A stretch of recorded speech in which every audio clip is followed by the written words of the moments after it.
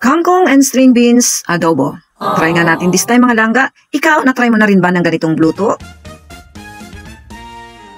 Hello mga langga, inspire po muli for today's vlog. Ayan, tapos na po tayo nagisa. Fast forward na po to para hindi po mahabang ating video.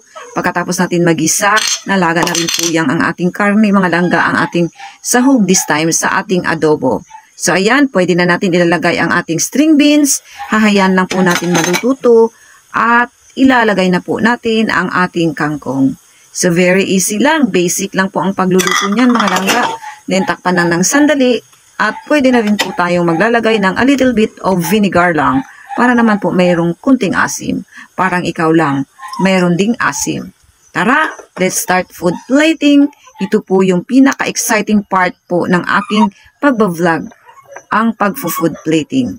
Thank you so much for watching at maraming salamat din Lord sa grasya na naman ito sa aming pagkainan.